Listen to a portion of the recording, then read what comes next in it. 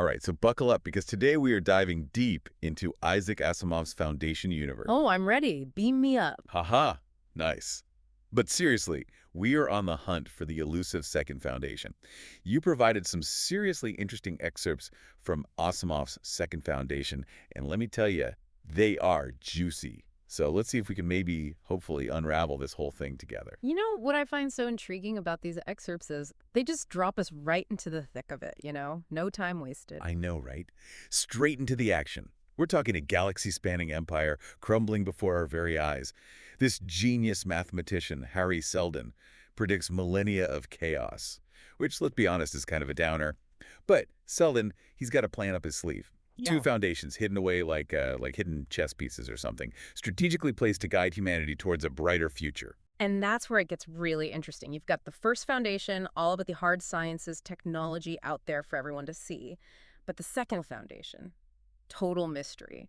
They're all about psychohistory, predicting and influencing human behavior on a galactic scale. Okay, wait, hold on. Psychohistory. That sounds like, I don't know, something out of a movie. Uh-huh. Well, it is. Right, of course. Yeah.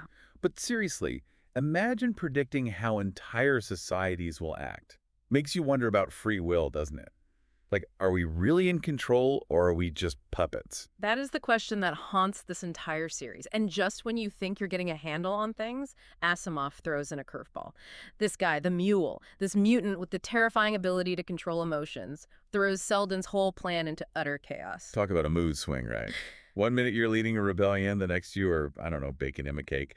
The sources say he conquers a huge chunk of the galaxy. How do you even plan for that kind of power? You really can't. And that's what makes it so interesting.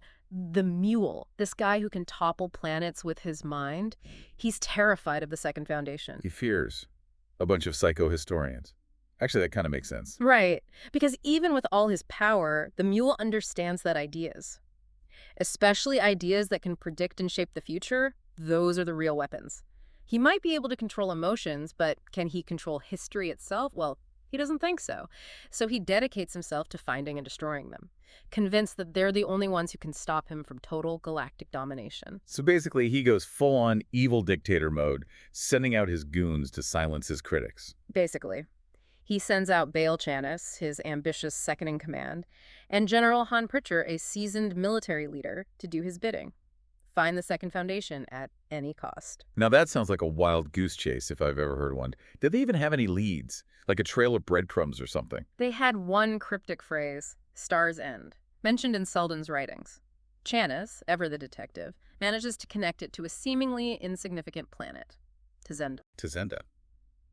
Doesn't exactly roll off the tongue, does it? What's it like? Is it like a galactic party planet? Not quite. Imagine a quiet, almost boring planet, ruled by a council of elders. Elders.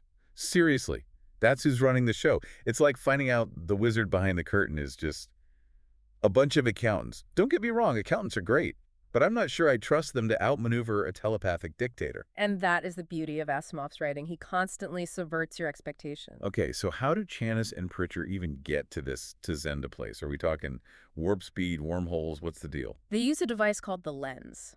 Imagine traveling not just faster than light, but also manipulating space itself, pinpointing your destination with unbelievable accuracy. Okay, that's just showing off. But, it really highlights the sheer scale of the galaxy Asimov created. Civilization spread across unimaginable distances, all these stories weaving together. Right. And remember, this is just one tiny corner of this massive, sprawling universe, a universe where the fate of humanity rests on the shoulders of a select few. Okay, so Chanis and Pritcher, they finally reach Tazenda. They encounter these so-called elders. What happens next? Do we get a showdown? Do the elders whip out some hidden psycho-weapons, Jedi style? Asimov, being the master of suspense that he is, leaves us hanging at this point. We're left to wonder, are these elders as harmless as they appear? Or are Chanis and Pritcher walking into a trap far more intricate than they could possibly imagine? All right, so we've got Chanis and Pritcher about to have tea with the elders, hopefully with some space biscuits on the side. But Asimov, always keeping us on our toes, jumps ahead a few decades. Why don't we follow his lead? Fast forwarding a bit, I like it. And it's a good thing, too, because back on Terminus, the First Foundation is still reeling from the mule's reign. You don't just bounce back from galactic domination overnight, you know? Yeah, that's got to leave a mark. So who are we hanging out with now? We meet Dr. Durrell, a descendant of some key players in the whole mule mess, and he's got this nagging feeling, that the Second Foundation isn't just a legend, they're a real threat, and they're told to make a comeback. Hold on, Resurgence. The Vuel, with all his mind control powers, couldn't find them. Hmm. And now they're just popping back up. That's the million credit question, isn't it? Did the mule actually find them and choose not to destroy them? Or were they never where he was looking in the first place? And to make things even more interesting, Dr. Darrell's daughter, Arcadia, she gets caught up in this whole mystery. Ah, classic Asimov. Yeah, I love it when he throws a curious kid into the mix. Right? So what's Arcadia's role in all of this? She becomes a key player, though maybe not intentionally. Every move she makes, every conversation, it's like she's accidentally dropping clues about the Second Foundation. Okay, that's both cool and kind of creepy, like she's got this psychic target on her back. But before we go chasing after Arcadia, let's rewind a bit. The mule didn't conquer the entire galaxy, right? Correct. What happened? Did he just get tired? Take a vacation? He mysteriously withdrew from his conquest, leaving everyone to whisper. Was it the Second Foundation? Did they somehow manipulate him from the shadows? Asimov never explicitly confirms it, but the fear, the doubt, it lingers. Especially on Calgon, I bet. Oh, absolutely. Which, reminder for our listeners, was the mule's former seat of power. They've got a new leader now, Lord Stetton. Ambitious guy, eager to restore Calgon to its former glory. But this whole Second Foundation legend, it's like a thorn in his side. I can imagine. Meanwhile, back on Terminus, remember Dr. Darrell? The one with the daughter who may or may not be a psychic beacon. That's the one. He's been working on this device, the mental static device, and his old pal Homir Munn, Munn, as in the guy who wrote the book on the mule. the very same. He's convinced he's found proof of the Second Foundation. And where does he think they're hiding? Under a rock? In a black hole? He believes they're operating from within Calgon, using the mule's own records as a cover, so naturally he heads straight into the lion's den. Hold on, is Arcadia going to Calgon too? She sneaks onto Munn's ship, determined to have an adventure of her own. Seems like she inherited her grandmother's thirst for adventure. I can relate to that. So we've got Munn trying to crack the Second Foundation code, and Arcadia's off. Doing what exactly? Remember Lady Callia, Refresh memory. Lord Stetton's companion back at the Foundation consulate on Terminus? Oh, right. Arcadia befriends her. You know, for someone about to face a planet full of potentially mind-controlling psychohistorians, she seems awfully trusting. Maybe so. But here's the thing. Arcadia, bless her heart, can't help but talk about the Second Foundation, their whole manipulating galactic events thing. And Lady Kelly just goes along with it. Not directly, but Asimov portrays her in this fascinating way. She's almost childlike in her innocence, but her actions have these huge ripple effects. Through a series of seemingly insignificant conversations, Arcadia inadvertently convinces Lady Callia to intervene on Munn's behalf, granting him access to the mule's palate. Wait a minute. This whole time, Arcadia's been playing everyone. This girl is good. Right, shaping events without even realizing it. But while Arcadia is busy playing galactic matchmaker, things between the First Foundation and Calgon are heating up. As in war. Oh, yeah. And at first, things aren't looking good for the Foundation. Calgon has the firepower, the strategy, but they also have this crippling fear of the Second Foundation. It's like when you walk out of your house and you know you locked the door. But you can't shake that feeling that you didn't. Exactly. Except it's not your house keys they're worried about. It's the fate of their entire civilization. And that fear, that doubt, it becomes a self-fulfilling prophecy. The Calganians are so convinced they're going to lose that they practically hand the victory to the Foundation. Okay, but is this really the Second Foundation pulling strings? Or is it just, like, the power of suggestion? That's the beauty of it. Asimov doesn't give us a straight answer. The Foundation wins, Calgon backs down, and everyone's left wondering, did the Second Foundation even lift a finger? I love how Asimov plays with our minds like that. So, Munn, now hailed as a hero for his insights. He returns to Terminus, ready to share what he's found. What about Arcadia? What happens to her? Remember that whole diplomatic immunity thing? Let's just say her escape was a little too convenient. Someone or something wanted her back on Terminus safe and sound. Intriguing. Who that someone is. Well, I'll have to save that for the grand finale. Okay, so the stage is set, right?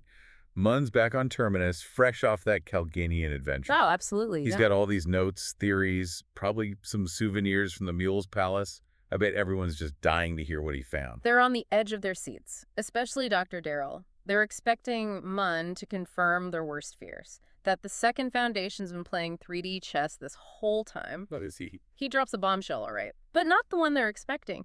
Mun claims that based on all his research, his analysis, the Second Foundation doesn't exist. He's kidding, right? All that time digging through the mule's old files. Yeah. And he comes back empty-handed. Well, not exactly empty-handed. He's got a theory. Okay, I am intrigued. Lay it on me. Mun thinks the Second Foundation was a masterful fabrication, a psychological trick, if you will, cooked up by Hari Seldon himself. Hold on, wait. You're saying Seldon, the guy who predicted millennia of chaos, invented a rumor about mind-controlling psychohistorians. Precisely. But why go through all that trouble? To keep the First Foundation on their toes. Think about it.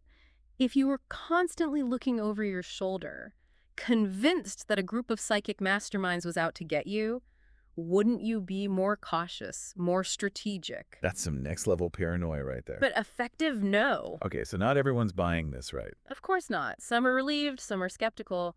But then there's Dr. Darrell. Poor Dr. Darrell. I mean, talk about a roller coaster of emotions. He's been pouring his heart into this mental static device, trying to create a weapon against what might be a complete fabrication. So what's his take on Mun's theory? Darrell wants to believe him, I think. But something just doesn't feel right. And that's when Anther, remember him? The guy who never quite trusted Mun. The very same. He steps forward with his own theory. No, boy, here we go. He's convinced the Second Foundation has been hiding in plain sight. Hiding? Where? On Calgan. Calgan. Seriously. But wouldn't Mun have noticed something? He was just there, remember? Anther believes they're masters of disguise, blended in, hiding within the fabric of Calganian society. He thinks the mule's own mental powers masked their presence.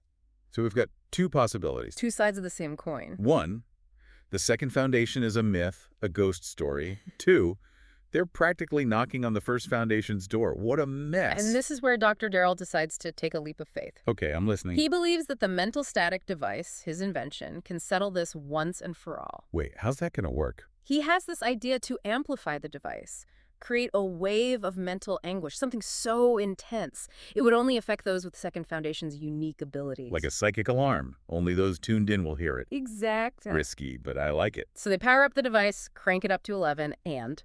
Remember how everyone thought Mun was the hero? Yeah, the guy who single-handedly debunked the Second Foundation myth. Turns out he was their agent all along. Wait, are you serious? He was a plant. It seems that way. Carefully placed, groomed to infiltrate the First Foundation. That whole, the Second Foundation is a myth routine.